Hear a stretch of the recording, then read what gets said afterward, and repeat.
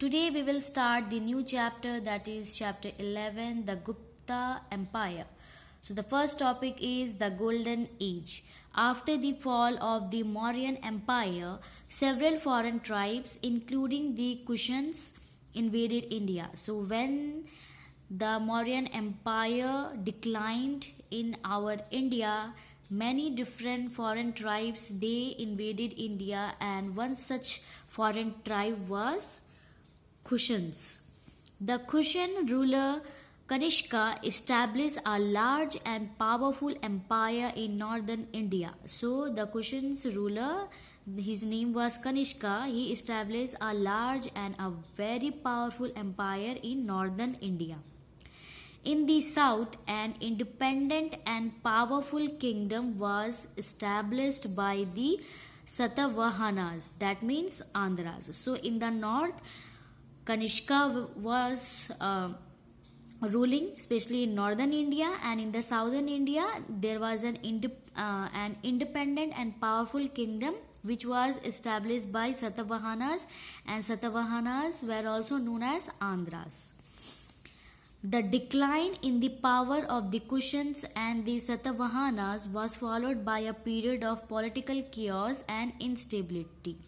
So first of all, the Mauryan Empire was declined. After Mauryan Empire, Kushans and Satavahanas ruled in the northern India and in the southern India respectively, but during a certain period of time, there was a decline in the power of Kushans in the northern India and Satavahanas in the southern India, and due to which there was a very different scenario, and there was a very you can say conflict and fighting were taking place in all over the India, and it was very difficult for the people to survive in that fighting. So there was a very political chaos and the peoples were not able to adjust properly.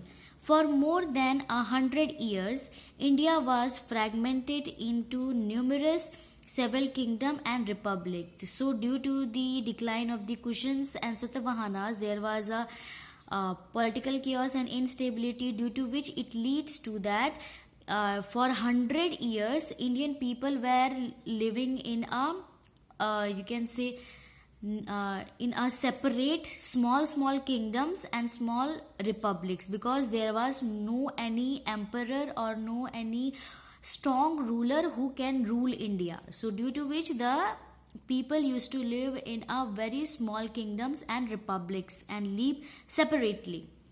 By the beginning of the 4th century CE, these kingdoms and republics were united under the imperial rule of the Gupta dynasty. So after many years, and especially in the beginning of the 4th century CE, these small kingdoms and republics, they were united under the imperial rule of the Gupta dynasty. So due to this, you can say united, or you can say due to this to bring all these small kingdoms and republic together, a new dynasty was formed, that is the Gupta dynasty. For the next 200 years, the history of India was dominated by the powerful and highly efficient and accomplished Gupta rulers. So for the next 200 years in our Indian history, it was dominated by the powerful and highly efficient and accomplished, that is Gupta rulers. They have ruled for 200 years. Some historians have described the Gupta period as the golden age of ancient Indian history. So some of the historians and scholars, they have described the Gupta period as the golden age. So hence we can see that the Gupta period is also known as the golden age.